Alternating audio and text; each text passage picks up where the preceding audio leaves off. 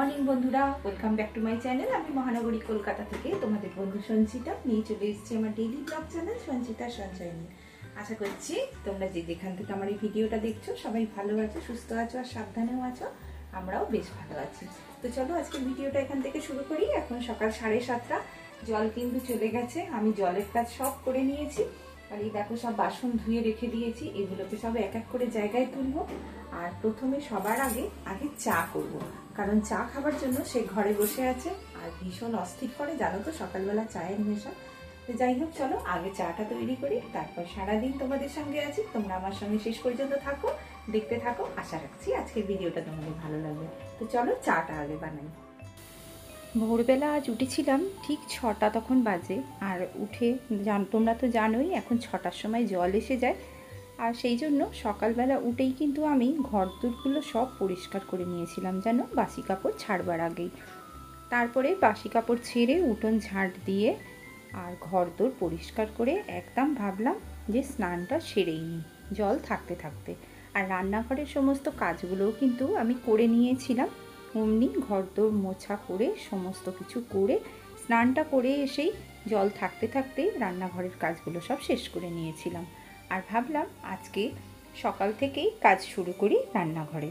বাড়িতে জানো তো যতই কাজ করি না কেন, রান্নাঘরটাকে যেন আমার কাছে ভীষণ শান্তির একটা জায়গা লাগে, যেখানে আমি নিজের মতো করে প্রতিটা কাজকে পরিচালনা করতে পারি আর নিজের বশ মতো সব কাজ করি। কেউ আমার এইসব কাজে কিন্তু হাত লাগাতেও আসে না আর হস্তক্ষেপও করে না। তাই জন্য স্বাধীনভাবে কিন্তু আমি এই রান্নাঘরের সমস্ত কাজগুলোই করতে থাকি। আর সকালবেলা যেহেতু উঠেছি অনেকটাই সকালে, আর ওর বাবাও উঠেছে আমার সঙ্গে অনেকটা সকালে, জানো, কারণ এখন এক নতুন জ্বালা হয়েছে। এই প্রতিদিন 6টার সময় জল এসে যাচ্ছে আর তারপরে 7টা বাজতে না বাজতেই কিন্তু জল শুরু হয়ে যাচ্ছে আর চলে যাচ্ছে। আর তোমরা তো জানোই যে আমার কিন্তু বাড়িতে কল ডাইরেক্ট করা যেহেতু, আর এখন কি সমস্যা হয়েছে জানি না, এত জলের প্রেশারটা কম যে ওপরে জল উঠতেই চায় না। তাই জন্য বাইরের কল থেকেই আমাকে বেশিরভাগ কাজটা করতে হয়। আর একদম যখন প্রথম 6টার সময় জলটা আসে তখন কিন্তু খুব জোরে থাকে জলটা, ওই মিনিট 15-20 খুব জোরে থাকে। তখন রান্নাঘরের কাজগুলো আমাকে সব সেরে নিতে হয়, জানো। তাই জন্য রান্নাঘরের কাজ তো সব সারা হয়ে গেছে। আর এদিক ওদিক জল পড়েছিল সেটাকে আমি মুছে পরিষ্কার করে, দেখলে তো তোমরা, চাটা বসিয়ে দিলাম।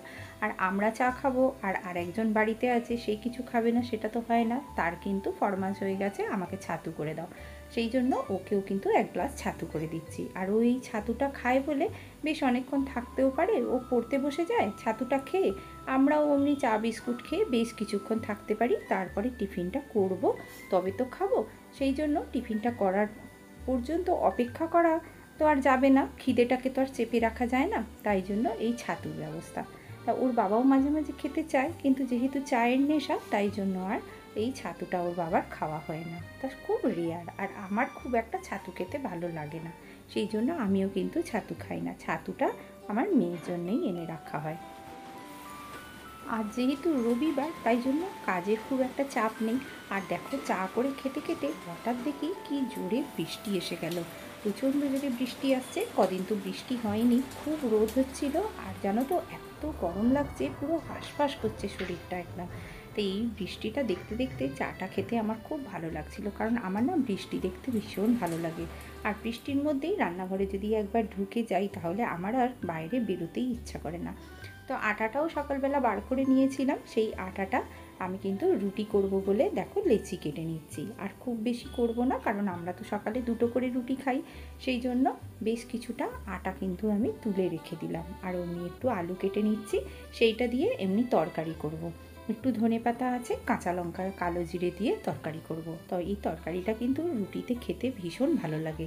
আর আমার মেয়ে যেন একটা তরকারি করে কালো জিরে আর শুধু কাঁচা লঙ্কা ফোড়ন দিয়ে, এত সুন্দর খেতে লাগে যে কি বলবো তোমাদের। ওইরকম কিন্তু আমি অনেকবার চেষ্টা করি, কিন্তু আমি করতে পারি না। তো যাই হোক, যে যার হাতের একটা টেস্ট থাকে, তো সেই অনুযায়ী কিন্তু যে যার টেস্ট সে তার কিন্তু হয়, যে যার প্রসেসে করে। তো যাই হোক, আমি দেখো এই যে আলুগুলো কেটে নিচ্ছি একটু টিফিনের তরকারি বসাবো বলে। আর ওই যে বললাম কাঁচা লঙ্কা আর ধনে পাতাও কেটে নেবো, নিয়ে একবারে তরকারিটা বসিয়ে দেবো।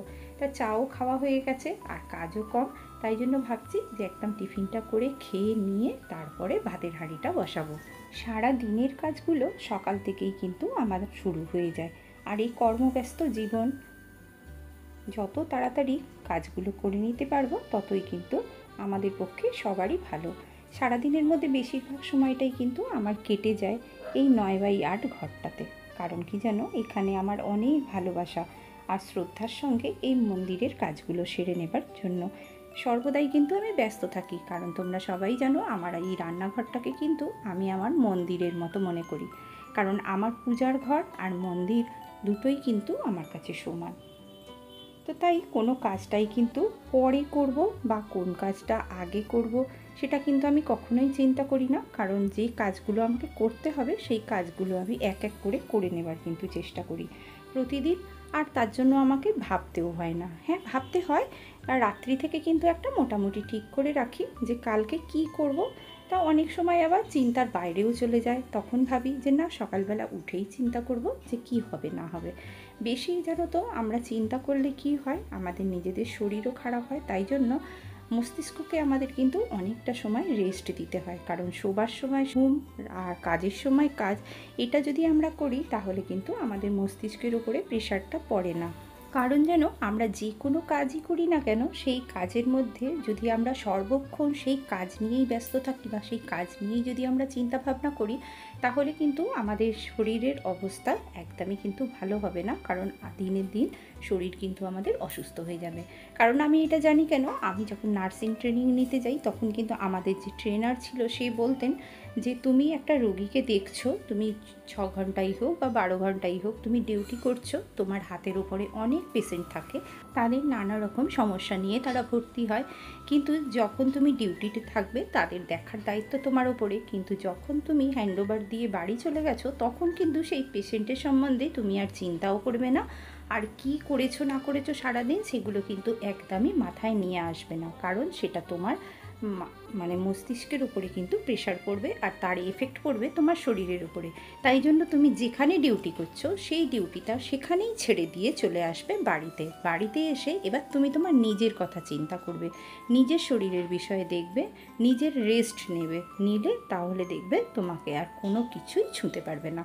তো যাই হোক, আমরা বাড়িতেও সেই রকমই একইভাবে কাজ করি, কিন্তু পরের দিন কি করব আর তারপরের দিন কি করব আর কাল থেকে সকাল থেকে কি কাজ করব সেগুলো আমরা মোটামুটি একটা চিন্তা ভাবনা করে রাখি। কিন্তু তারপরে কাজ হয়ে যাওয়ার পর আর কিন্তু আমাদের প্রেশার না নেওয়াই উচিত। কারণ আমাদের যেহেতু আমরা সারা দিন কাজ করি সংসারে, সেই জন্য কাজ করার ফাঁকেও কিন্তু আমাদের নিজেদের শরীরটাকে দেখতে হবে। আর সেই দেখার জন্য কিন্তু আমাদের রেস্টের অবশ্যই প্রয়োজন। দেখবে প্রতিদিনই একই রকমের কাজগুলো আমরা করতে করতে কিন্তু একঘেয়েমি মনে হয়, কিন্তু তবুও ভালো লাগে, মন্দ লাগে না। কারণ সর্বক্ষণ বাড়িতে বসে করতামটাই বা কী বলো, জীবনে লেখাপড়া শিখে এই অভাগা দেশে একটা চাকরিও জুটলো না। তাই নিজের পরিচয় নিজে বাঁচতে কে না চায়, তাই পরিচয় করার জন্য আমার এই প্ল্যাটফর্মে আসা, এই প্রতিদিনের কাজগুলোকে সঙ্গে নিয়ে তোমাদের সঙ্গে মিষ্টি আলাপ জমাতে আসা, আর জীবনের নানা ওঠাপড়ার গল্প নিয়ে চলে আসি প্রতিদিন। আমরা যারা জীবনে অনেক হতাশা নিয়ে প্রতিটা দিন কাটাই, তাদের একটাই কথা বলতে চাই, বন্ধুরা, মানুষ চেষ্টা করলে কি না পারে বলো। তাই আমাদের এই প্ল্যাটফর্মটা কিন্তু আমাদের অনেকটাই সাহায্য করে একে অপরের সঙ্গে শেয়ার করে মনের দুঃখটা ভাগ করে নেবার জন্য। আর আমি এই প্ল্যাটফর্মে এসে কিন্তু ভীষণ খুশি। কারণ কি, তোমাদের মতো মিষ্টি বন্ধুদের পেয়েছি। দেখো, সামনে থাকলেই যে একে অপরের সঙ্গে আত্মার সম্পর্ক হয় বা তা কিন্তু নয়।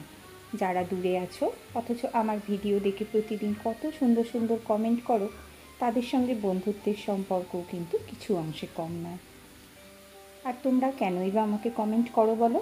নিশ্চয়ই আমাকে তোমাদের ভালো লাগে, আর আমার ভালো লাগার মধ্যেই থাকে আমার ভালোবাসা। তাই তোমাদের কমেন্টের উত্তর দিতেও কিন্তু আমার ভীষণ ভালো লাগে। আমি তো তোমাদের কমেন্ট পড়তে পড়তে ভাবি তোমরা কত দূরে আছো, ইচ্ছা করলেই কেউ কাউকে কিন্তু ছুঁতে পারবো না, তবু কিন্তু মনের টানে তোমাদের কাছে পৌঁছে যেতে পারি। আত্মার সম্পর্ক বোধহয় এটাই হয়। তো দেখো, সকালবেলা তোমাদের সঙ্গে বকবক করতে করতে কিন্তু আমার প্রায় রান্নাটা হয়ে গেছে। আর আমি কিন্তু আজকে বিশেষ কিছু রান্না করিনি, তোমরা দেখতেই পাচ্ছ। আজকে ওর বাবা ইলিশ মাছ এনেছিল, সেই ইলিশ মাছ ভাজছি। আর গাছে কিন্তু বড় বড় পেঁপে হয়েছিল, সেই পেঁপে ভাতে দিয়েছি, আলু ভাতে দিয়েছি। আর আজকে একটা জিনিস করেছি জানো, ইলিশ মাছ ভাজার সময় একটু কালো জিরে আর কাঁচা লঙ্কা তেলের মধ্যে দিয়ে তারপরে মাছটা ভেজেছিলাম। এই মাছটা কিন্তু খেতে খুব সুন্দর লাগছিল যেন, কালো জিরে আর কাঁচা লঙ্কার ফ্লেভারটা মাছের মধ্যে ঢুকে গেছে। আর ওই যে লঙ্কাটা দিয়ে ভেজেছিলাম সেই লঙ্কা আর তেল দিয়ে কিন্তু আলু ভাতেটা আমি মাখাচ্ছি।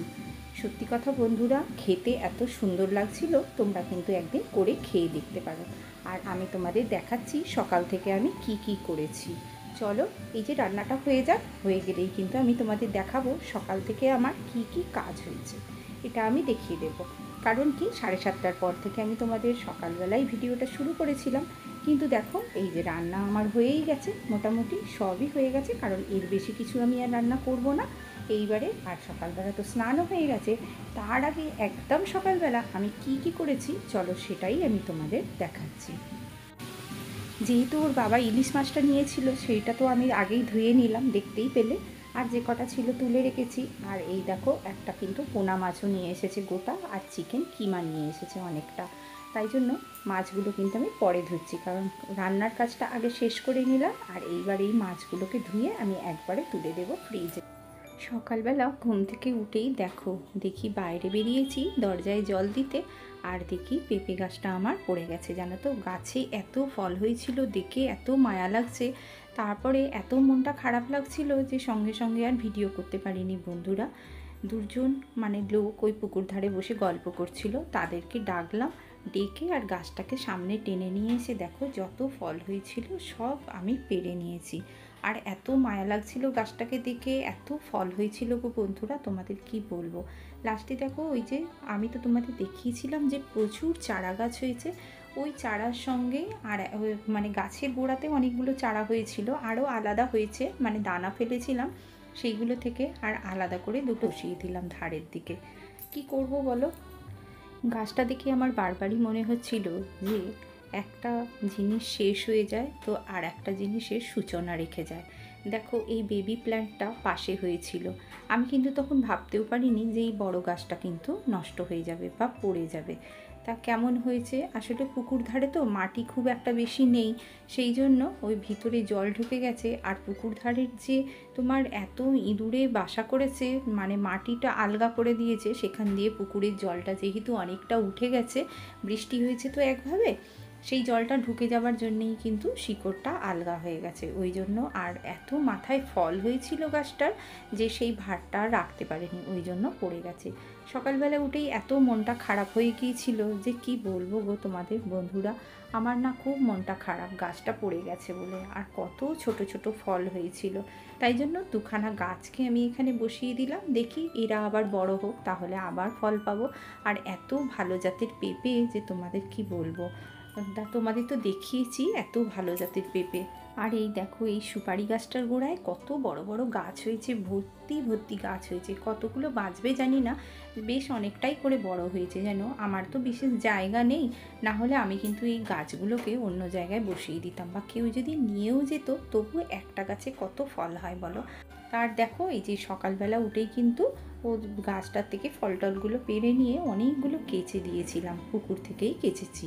আর এরা দেখেছো সকালবেলা আমাকে দেখলে কেমন করে, আর সেই জন্য ভাবলাম ওদেরও একটুখানি বিস্কুট দিয়ে দিই। তারপরে ওই ঘরের সমস্ত কাজ করেছি, করে স্নানটা কিন্তু আমি সেরে নিয়েছিলাম, নিয়ে তারপরে তোমাদের কাছে একদম রান্নাঘর থেকে ভিডিওটা শুরু করেছিলাম। তো চলো বন্ধুরা, এতক্ষণ যারা আমার সঙ্গে আছো তারা তো অসংখ্য ধন্যবাদ জানাচ্ছি তাদেরকে, আর আমার সঙ্গে একভাবে থাকার জন্য। আর আজকের ভিডিওটা তোমাদের কেমন লাগলো সেটা কিন্তু অবশ্যই আমাকে কমেন্ট করে জানিও। আর নতুন বন্ধুরা যারা প্রথম আমার চ্যানেলে আজকে ভিজিট করেছো তারা অবশ্যই একটা লাইক, কমেন্ট, শেয়ার ও সাবস্ক্রাইব করে আমার পরিবারে থেকে যেও। যদি আমার সঙ্গে আলাপ জমাতে থাকো অবশ্যই তোমরা কমেন্ট করো, সেই কমেন্টের উত্তর আমি অবশ্যই দেব। তো চলো, তো ভিডিওটা আজ এই পর্যন্তই রাখছি, দেখা হচ্ছে আরও একটা নতুন ভিডিওয়ে। ততক্ষণ সবাই ভালো থেকো, সুস্থ থেকো, সাবধানে থেকো, টাটা।